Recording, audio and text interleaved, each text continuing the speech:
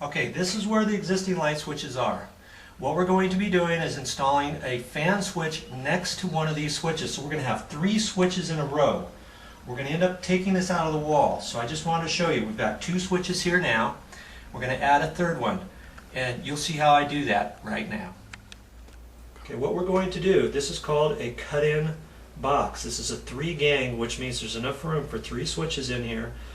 Cut the sheetrock out. We're ready to fish all these wires into this box. As you can see, there's knockouts in the back of here. We're going to knock these out. We're going to gently fish these in. It's going to take, it's kind of tedious, but it's well worth it in the long run.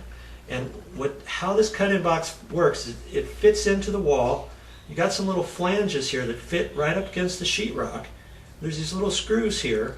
Once we get this all the way back in, we put our Phillips screwdriver on here and we start tightening that screw. And what happens is, if you can see, it pulls up a little flap. So we've got 2 flaps on the top and 2 flaps come down on the bottom.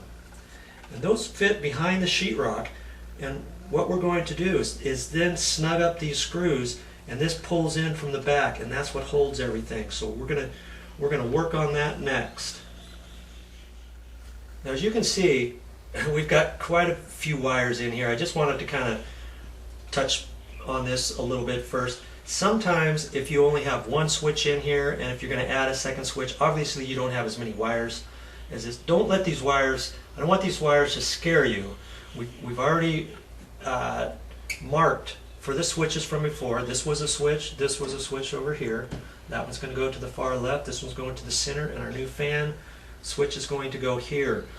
But I just want to tell you, it's like I say, it's kind of tricky to fit all this stuff in here. I will be explaining that once I get these into the box, but I don't want this to keep you from doing your project. You never are going to know how many wires you get until you pull the light switches out of your box. If you feel kind of uncomfortable with it, you can get an electrical book at the hardware store, or you can show this video to a friend of yours who's maybe a little bit versed on electrical, and you can have him wire up your switches or whatever, and you can do the rest of it.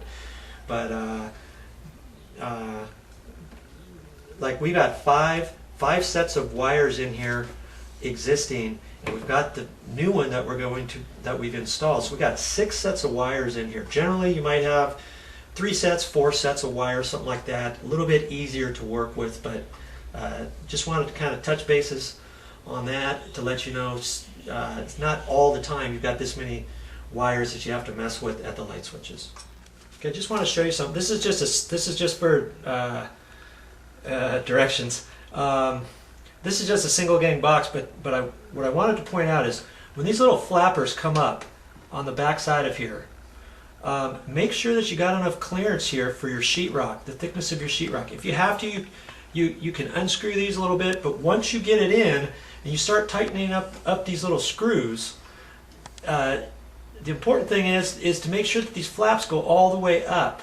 Now, they'll just automatically go up when you tighten that screw. It just flips up like that. But what you want to make sure is if there's not enough room, what happens is this could just go up a little bit like that, and then you tighten that thing and your box is still loose, and you're thinking, how come it's like that? So be careful when you do that. So I just want to show you that. Okay, as you can see now, the box is in, and I gently pulled all the wires back down through the box, and it took a little bit of doing, but I got it in there. It's really important to know that when you tighten up the screws for those little flaps, you can see there's 2 screws there and the 2 down at the bottom. When you tighten those, it's got to go by feel. You don't want to tighten them up too much, because all that's holding this is a little plastic flap. So if you tighten it up too much, you could break this tab off or bend it out a little bit, and your box is in there. So you just want to make these snug, and you'll see. Line that up, make sure it's kind of nice and straight, and then tighten that down. Okay, this completes the rough electrical. We've got the wire, as you saw, we got the wire down into the new box now. We've got the junction box, we got the pancake box up high, and that's what you call the rough electrical, just getting the wires in. We'll do the finished electrical after we finish up. We've got to, as you can see, we're going to do some sheetrock patches here now and all that kind of stuff. But we'll be back to you to show you the rest of the electrical later. Okay, there's one important part that I need to tell you about right now. After you cut your patches, after you cut your holes in your sheetrock and stuff, very important, keep your scrap pieces that you took out. Because if you don't have any paint to match up on your walls, you need to have a patch piece like this. Then you can take it to the paint store and they can match it up. Now, if you don't do that, it's very tricky on how to patch or match your paint. So, very important.